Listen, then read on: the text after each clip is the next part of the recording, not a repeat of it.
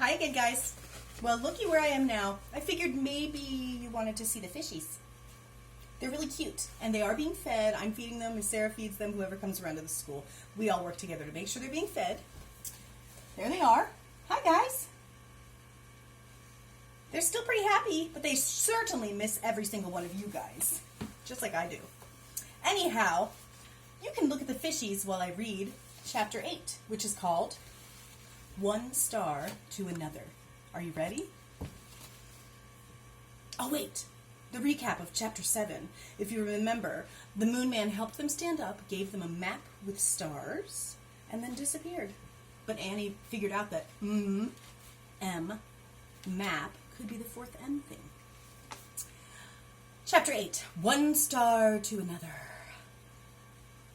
Who was that guy? Said Jack. What does this map even mean? I don't know, said Annie, but let's see if it works. Jack took a deep breath. Yeah, we better hurry back. I'm running out of air. It feels harder to breathe. Me too, said Annie.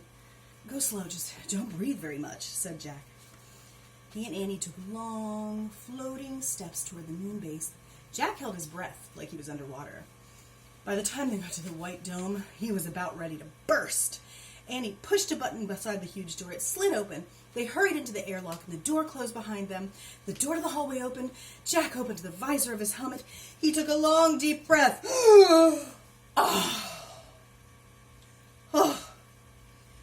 Let's get out of these suits, said Annie. Good idea. Jack was dying to free his arms and legs. As they moved clumsily into the spacesuit storeroom, Jack felt heavy again. He and Annie unlocked each other's helmets, gloves, boots, pulled everything off, stepped out of their bulky suits. Woo! Jack said. He took off his glasses. He rubbed his eyes. It was great to be free, even if he no longer felt quite as light as a feather. Hurry, Peanut's waiting, said Annie. And she ran down the steps to the bright landing chamber. Yay, she said softly.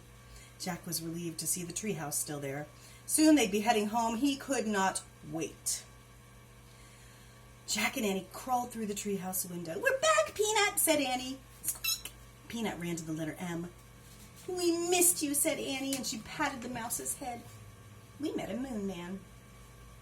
Sorry, Peanut, but you have to move, said Jack. We have to put the map on the Annie gently lifted the mouse off the and he tore the star map out of the notebook.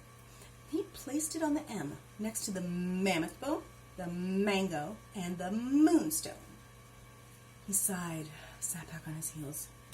Hand me the Pennsylvania book, he said. They needed the Pennsylvania book to get back home.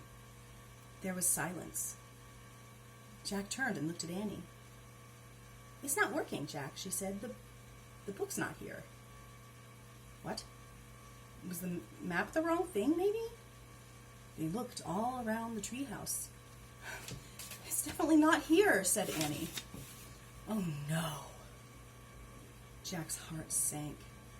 He picked up the star map and he stared at it. Squeak, squeak!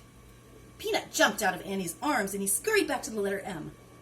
I've got an idea, said Jack. He reached into his pack. He took out his pencil. Here he is. And here's Miss Annie, too. Picture for you. Oh, is there Peanut in that picture? Yeah, do you see Peanut right there behind Annie? Hello. He reached into his pack, he took out a pencil. What are you doing? Said Annie. You know how you draw a constellation, said Jack. You connect all the stars. What happens if we tried that? He drew a line from one star to another. He kept drawing until all the stars were connected. You guys remember when we studied constellations? Let me see, said Annie. And Jack held the paper out so they could both study it. It looks like a mouse, said Annie. Huh. Yeah, said Jack. Is there such a thing as a mouse constellation, said Annie. I don't think so, said Jack. Squeak! Annie and Jack looked at Peanut. She was standing on the M. Oh, wow, Jack, Annie whispered. I think I know what the fourth thing is. Jack grinned. Me too, he said. It's a mouse, they said together. Squeak, squeak. Maybe the spell well as Moonstone, Mango, Mammoth Bone, Mouse, said Annie. Jack touched each M thing in turn as he whispered, Moonstone, Mango, Mammoth Bone, Mouse.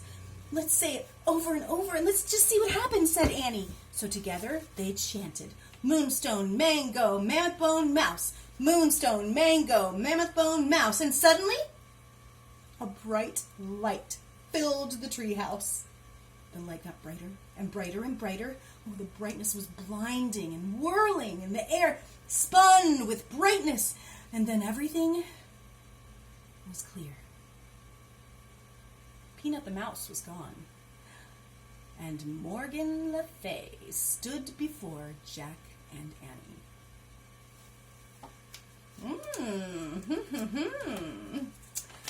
That's the end of chapter 8. The next chapter, chapter 9, is called Morgan.